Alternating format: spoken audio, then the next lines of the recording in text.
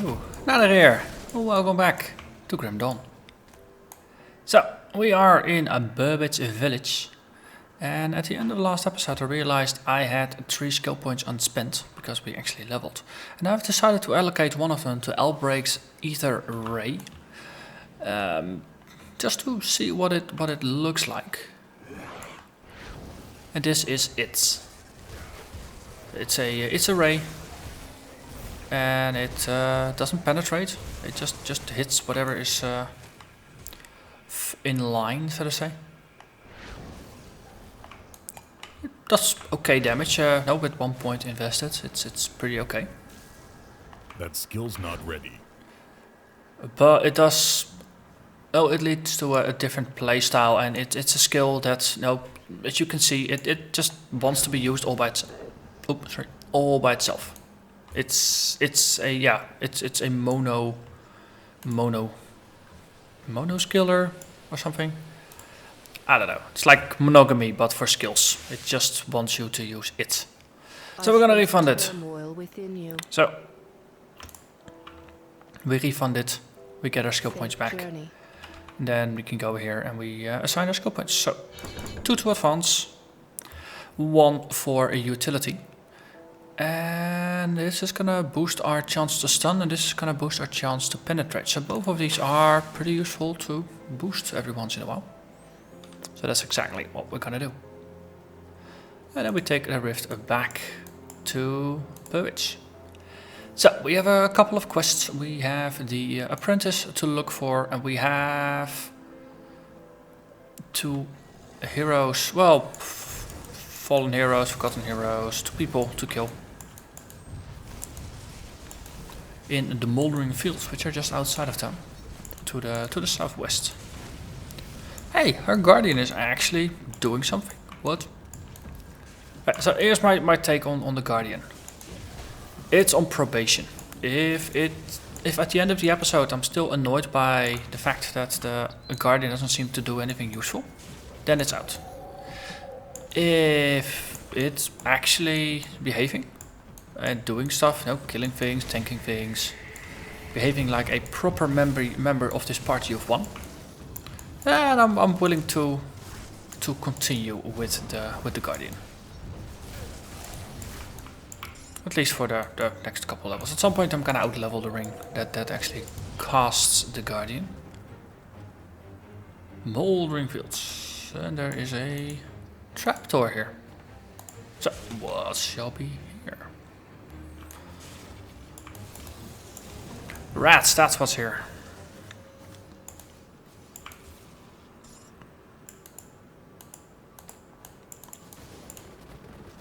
So in between episodes I did manage to fit some socketed items into everything. So there's some rigid shells here to give some armor and lightning resistance. There's some health here. There's some cold resistance.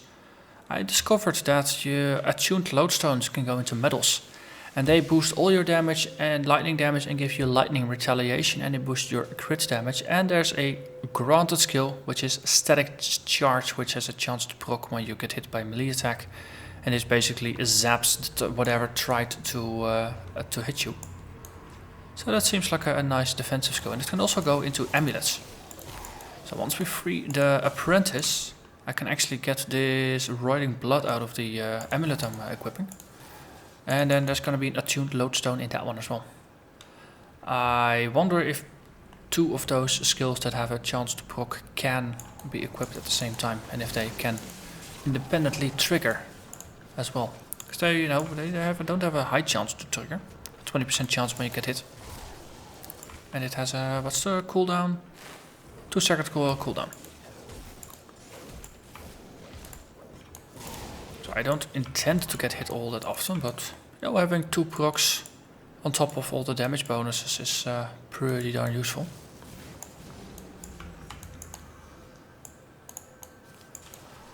For some reason I got a feeling that there's gonna be a shrine down here. It's gonna be enough stuff.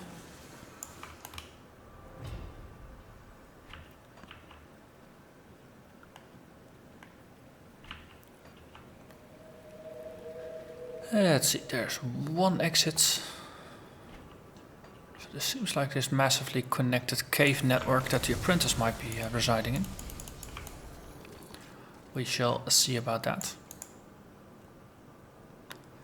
At least this is a good way to map the overworld. So this is just the core of Burbage itself. The city core. So we go back where we came from.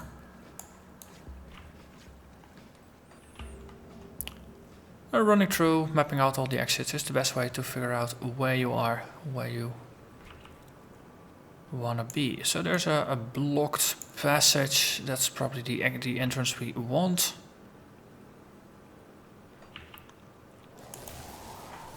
For whatever is on the other side.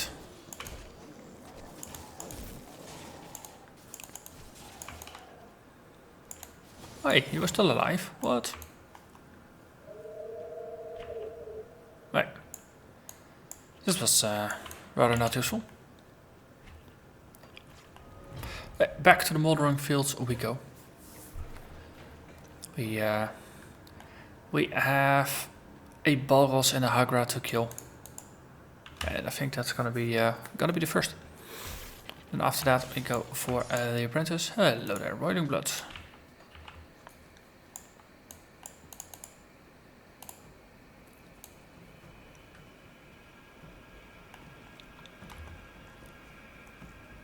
So this quest for the two uniques being a new one, I have no idea where they are hiding exactly. Well, it's a good enough reason to just walk through the moldering fields and explore them a bit. See what's here, see what caves there are. Of course, there's always caves, and they need to be explored now due to the devotion mechanisms.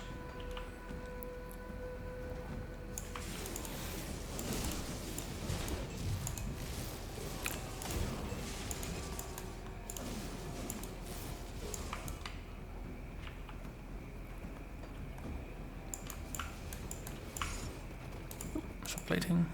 Let's see, is there a way through? Usually there is, yeah, oh there. Everybody chill.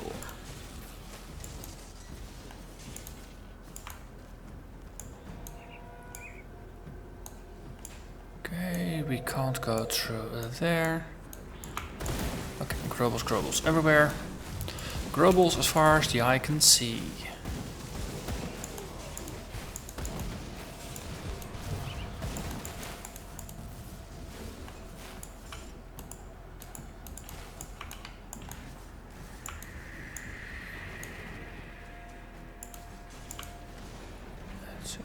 So I'm recording this straight after recording multiple Path of Exile episodes and then switching from a caster build in Path of Exile to a caster build in this game. It's similar but different, and it's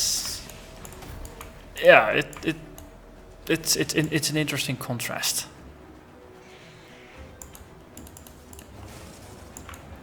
Because in there, on my left mouse, I also have a projectile attack. It's a frostbolt, rather than an arcane missile or an elemental missile. And on my right mouse, I have a vortex, which is like an ice nova that casts either around you, or if you have a frostbolt out, you can cast it at the location of a frostbolt. Here, of course, I only have the flash freeze, which is like a traditional ice nova. But the builds are actually eerily similar, which is something that I actually hadn't really stood still to notice until it just connected just now.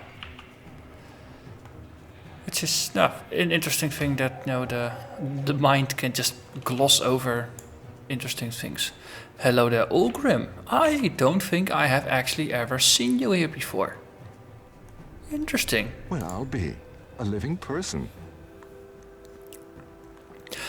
I've been stranded out here since Burbage fell. Fortified myself on this little patch of island, cooking whatever critters get too close while waiting for the inevitable end.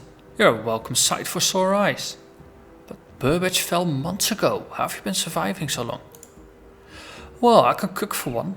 I used to work in the capital and had the honor of preparing meals for a couple noble houses and many foreign dignitaries. I'm not a fighter, but I've learned to hunt a bit where necessary. It gets me by. Scraps of bone rat aren't exactly fine dinner though. Most of all, I just keep quiet and observe. What about you? Where do you hail from? Well, we could use a cook in the prison. This prison of yours sounds like heaven compared to my current dwelling. But I could do my share as well. Men fight better on full stomachs. I will be get all my equipment to Devil's Crossing. Oh, I can open a rift gate for you. A portal? I've only ever seen one of those before. And it wasn't spitting out the good guys. I really hope you're not trying to pull one on me. Here goes nothing. So, Ulgrim, isn't he... No, the blade of the Emperor? The guy that eventually gets sucked in by the endgame boss. No, a really strong fighter. Oh. Smuggler's Basin. Is this where... is this the first cave? This is level 21. Level 15. That's gonna be interesting. But to continue my musings before we go have fun there with Gutworm, who is potentially gonna kill me. I think it's the very same Ulgrim, so he's just pretending to be something else here.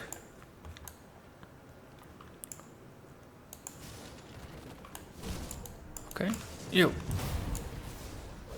Make myself immortal for a bit. Okay. He does hurt. I don't think this is gonna be a fair fight. No. Fair fights are not the kind of fights you wanna do, ideally.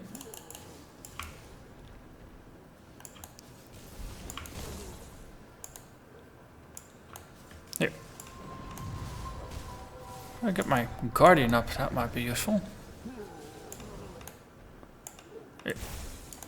I can't do that yet. Okay, trying to resist using my regen as late as possible. Always got a couple more tricks up my sleeve with the mirror thing. Okay, there's the guardian. I can't do that yet. Okay. Come on, decent. There's another potion that goes in. This is very close call. Say more me. Whew. Achievement unlocked. Got Gutworm.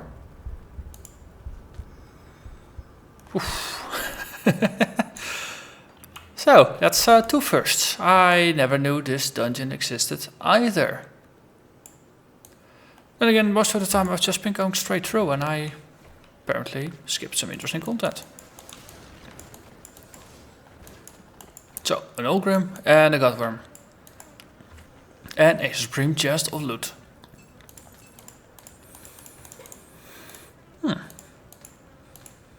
This is already a good episode. Final march. Look at that, we are using it. Is this a worse one? This is actually strictly better. Good. So we will be equipping it once we have an apprentice to get the anti-venom salve out of the other one. Let's see. That was just some lore bits. Anything interesting that dropped over here? Probably not. Most of the time you are left with not so great items. Oh. Another chilled steel. Oh, that was fun. I have to admit, I wasn't quite sure if I would be able to make it. It's just, as I said, it really pushed me to the end, and especially the last bits. My health potion was used and recharging, and it was him or me, and it could really go either way.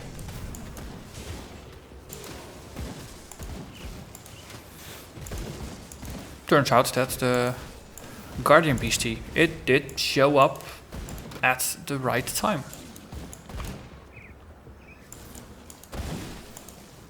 Let's see, is there a witch doctor somewhere? I think I saw healing.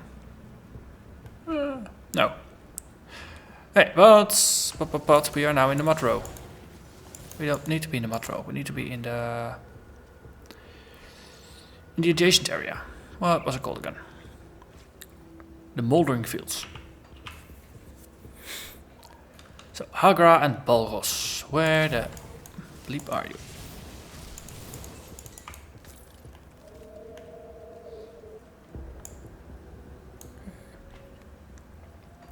It's a bit unexplored here.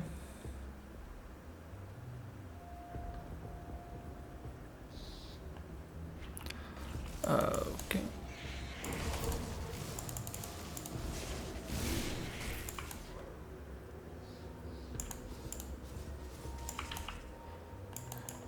So let's see. So they fled town. So they might be along the road. They might be in the corner up there.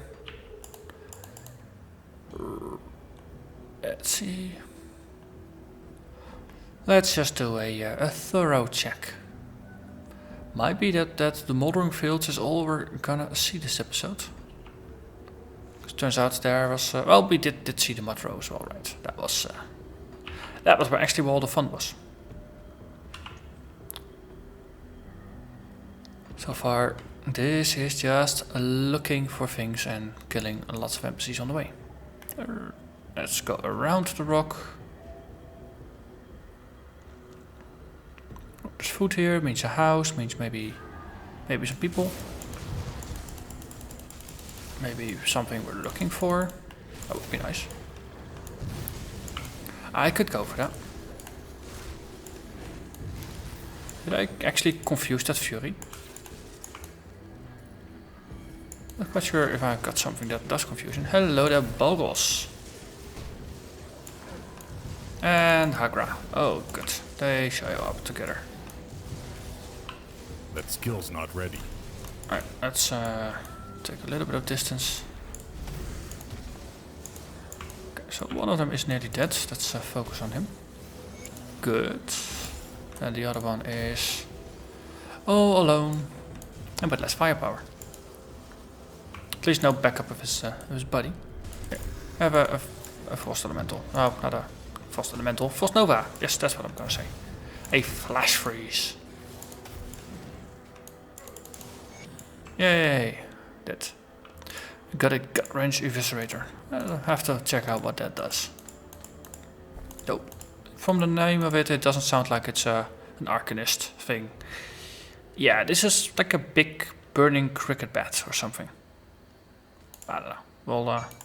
We'll store it. Ooh, Ancient Savage Diadem. Extra health, health regen, energy regen, increased armor, and a retaliation chance to reduce enemies' health by 16%. That is pretty potent. That is pretty potent indeed. Oh, I like it. Slowly we're starting to build up a supply of items that need to be drained from their mods. So we can put them in other things. Okay, so we got some space here for some more items that we want to get rid of eventually. Okay, so we killed those two guys. That is good. You know what? Let's actually open up a portal back to town. Have a chat with Harmond. See if he gives maybe another quest that we have to do nearby, or if he's done now. So it was. Yeah, I took him out of the misery. Thank you. So we got some scrap, we get some iron, and then yeah, he's kind of done. See anything you like? Also means we can just empty our pockets of all the items that we don't actually want to use.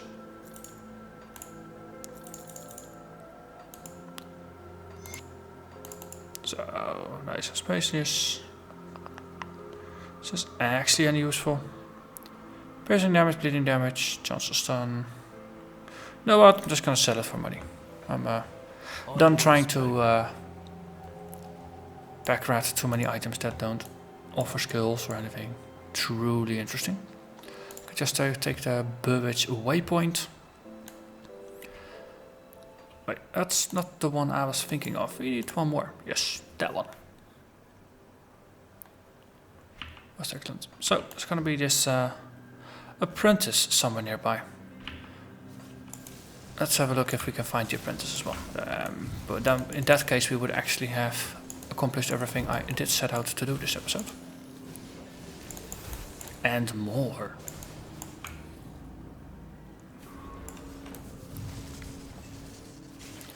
That's a big portal, or big cluster, and a crystal. Ooh yeah. Good stuff. And I see there's a cave entrance or a cellar entrance a bit to the east.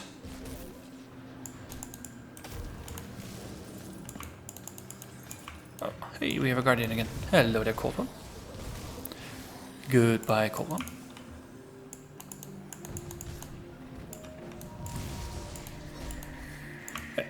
Across the street into the cellar.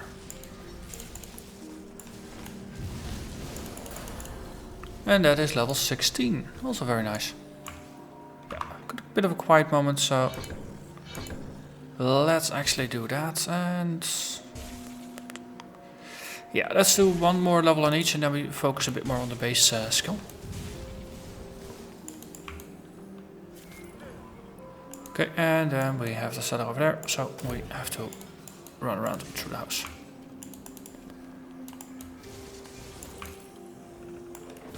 Cool one, kill you quick.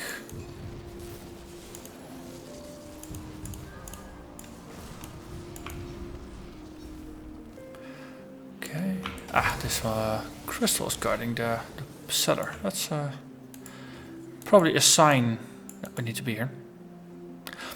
Also a little bit of foreknowledge helps as well, right? But it's just not even the same cellar. This is an infested one.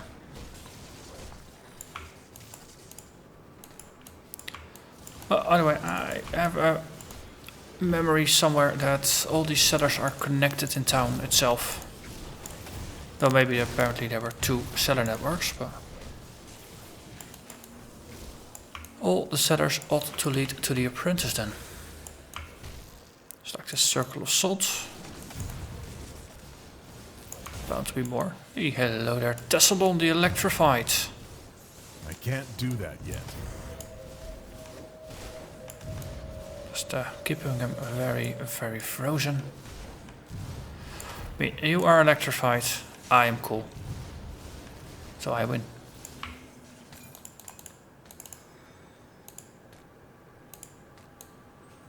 Yes, shocking, I know.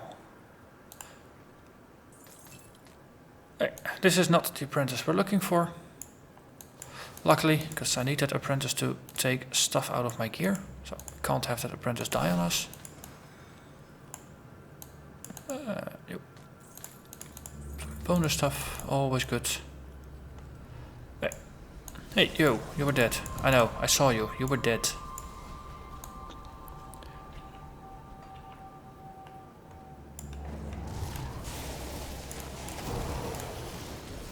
It's still nice that you can just hit one target and just have the missiles reflect all over the place or scatter all over the place. I'm currently trying to see how far I can push just my regen, and worked pretty well. Once I got all the supporting mobs down, the little bit of regen I do have, which is now 36 health per second.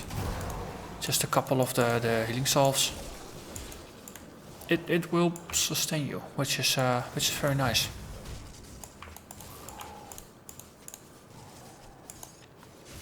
That means with a little bit more, I can probably do some more active tanking, which this game kind of forces you to do. It doesn't really matter what you play.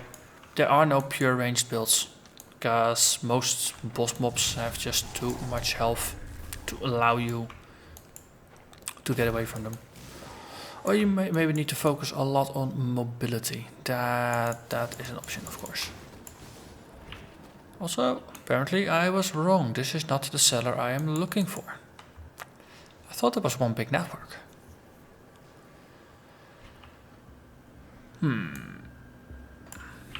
Oh, there's... No, I went in there, came out here. These are all connected.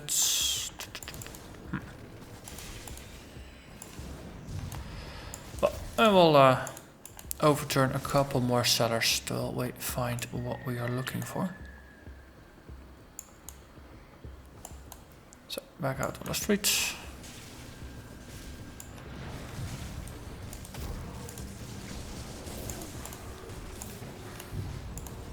One of the interesting things is that the right mouse button, the Frost Nova, you can't actually cast it unless you have a monster highlighted. Let's see, if I put it over here as well, can I do it here without targeting anything? Yes, I can. So left and right mouse button skills need to be targeted, but your button skills don't have to be. Since I'm right now right clicking and I'm not casting the frost skill.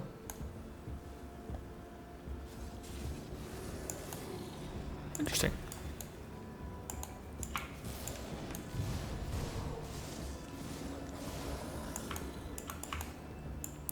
Well, the upside, of course, of the mouse button casting is that if you don't have mana, it will just fall back to a standard attack. Which, in case of characters that actually use their standard attack quite a bit, is pretty useful.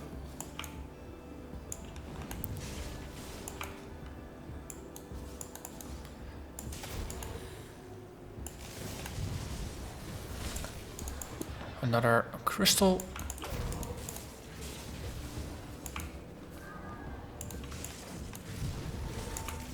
Not quite sure if throwing frost meteors on top of a crystal is useful in terms of freezing it, but it did feel satisfying to just squish it. Is there anything over here? I don't... Abandoned waterfront. I don't remember this being a whole section onto itself. There's a festering lair over there. You know what? I thought the abandoned waterfront was usually around the coast. This seems like to be an entirely new area, which again is pretty darn cool. But I think I'm gonna call it here. I didn't manage to find more cellars, so next episode we'll just continue our search. Probably in this area of town, and then we have the abandoned waterfront to discover, or to explore at least. So that's gonna be it for now. So thank you very much for watching, and I hope to see you again next time. Bye bye.